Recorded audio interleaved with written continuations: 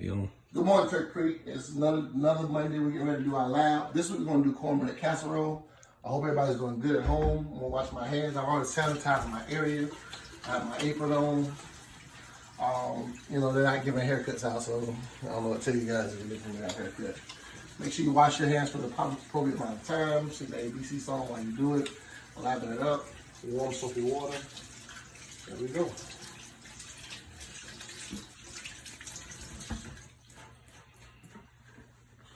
All right, so we're gonna make cornbread casserole. This is my own recipe, so I think you'll find that it's pretty good.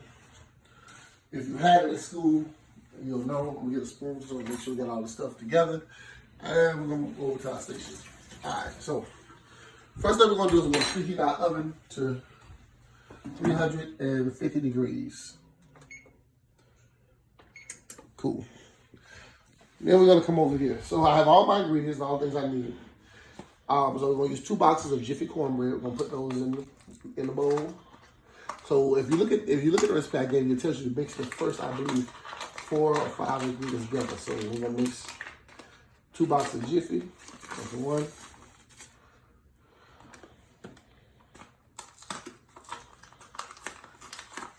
And this is 2. This goes good with basically any meal that you want to serve it with. Mine has a little more sweet texture to it. We use a 1/3 cup of sugar. Now you may want to add more depending on who you are. I'm gonna start with a 1/3 cup. Cool. I'm gonna put 2 eggs in it.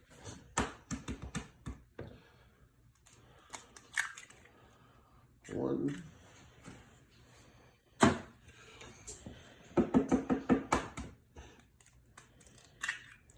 2. And 8 ounces of sour cream.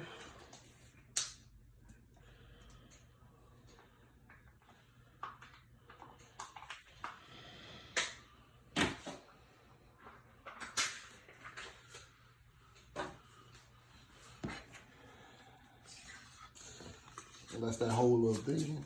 8 ounces of sour cream. Hope you guys can see that. Cool. So I'm gonna put this in my sink, throw this in the garbage. Now, next thing we're gonna do is we're gonna add our corn. We have 2 cans of corn. 1 can is whole kernel corn, the other can is cream style. With the whole kernel corn, you're gonna open the can and you're gonna drain just a little bit of water off it, not much, just about that much, and you're gonna put the whole can and the rest of the water inside the mixture. You're then gonna take the cream style corn. You're gonna put this in its entirety into the mixture. Now, before I mix it, we're gonna do something. Let me get a pan here.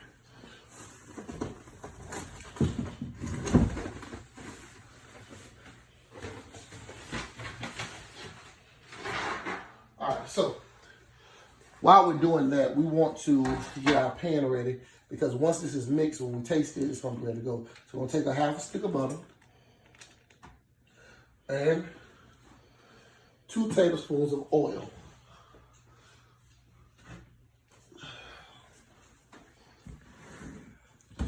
Now, don't you try what I'm finna try at home. Once again, sometimes I don't measure, but I have this big old thing of oil and I can't stick this spoon down in here, so I'm just gonna guess to make 2 tablespoons of oil. I'm gonna say that's about right.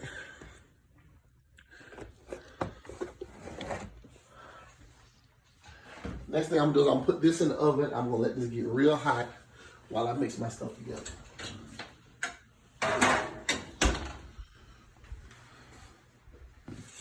So you got everything in here. You have your eggs, you have your sugar, have your corn. You're gonna just take your whisk, just whisk everything together. You can use a spoon if you want to.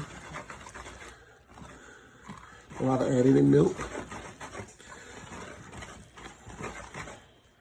Make sure you mix it till you get your eggs and everything mixed to get like a chalky yellowish color.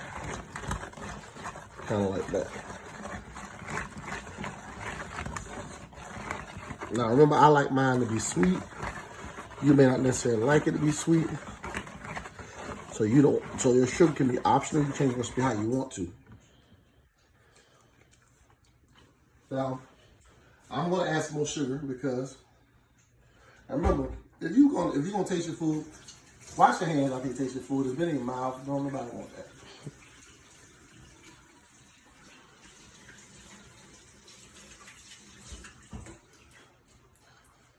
All right, so I'm gonna add another 1/3 cup of sugar. That'd be 2/3 cups.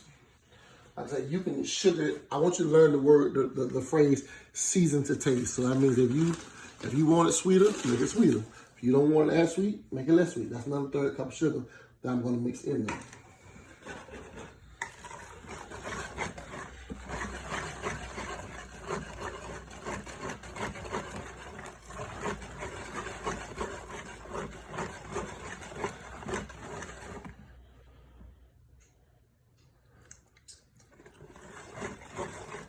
That's pretty good.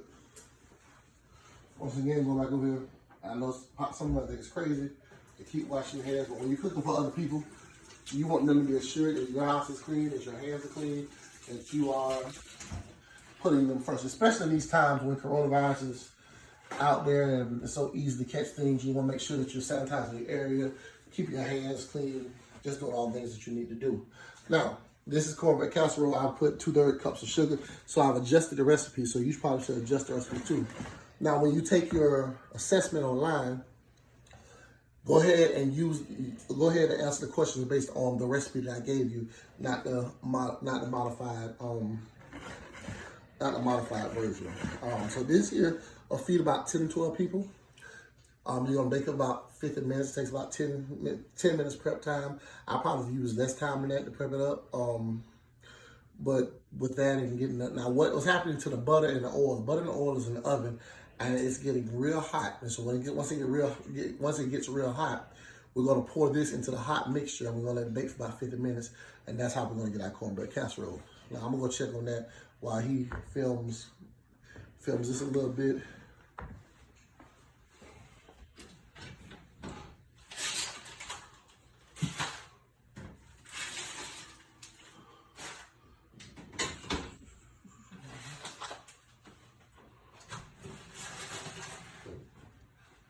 All right, so a couple things you need to understand. Like I say, the assessment will be up later this afternoon. You'll also be able a chance to go online and view the YouTube videos. You'll have 2 small videos. You'll have this, and then I'm gonna show you the finished portion. Hopefully, I'm gonna check this butter now to see if that's about done. It's not quite done. You kind of see that it's melting. Don't do this at home. This pan is very hot. But once that butter gets melted, we're gonna pour the mixture into that. Couple things you need to understand why you cook. Make sure you have on the proper attire. Make sure you have on proper foot gear, proper apron. If you have long hair, you may want to wear a hairnet. If you have long hair, tie it up in a ponytail beforehand, and then wash your hands. Make sure you're not wearing loose clothing that can catch on fire or catch hold of something.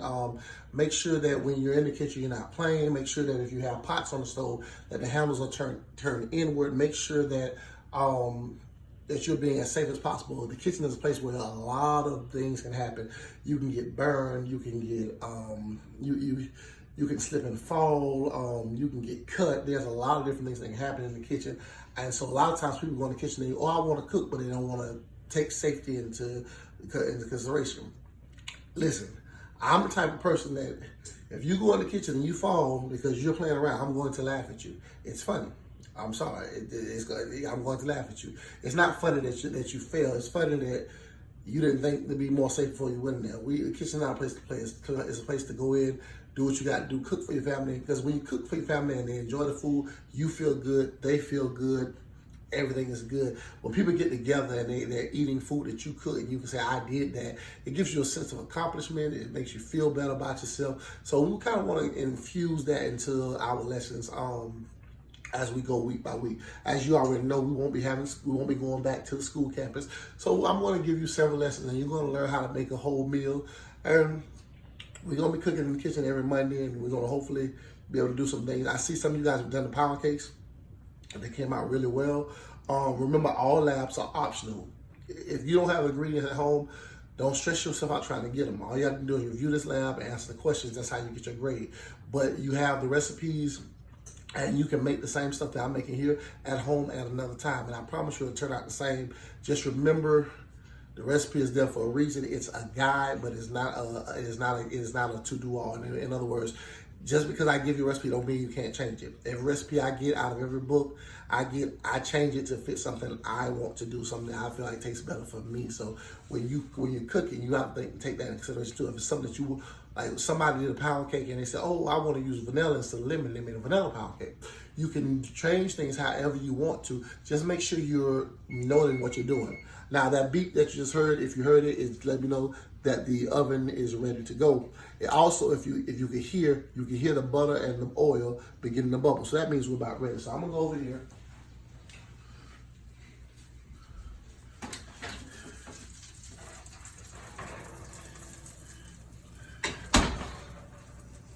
That brownness is just the butter to get that overcooked. I'm gonna take this and pour that right in there like that.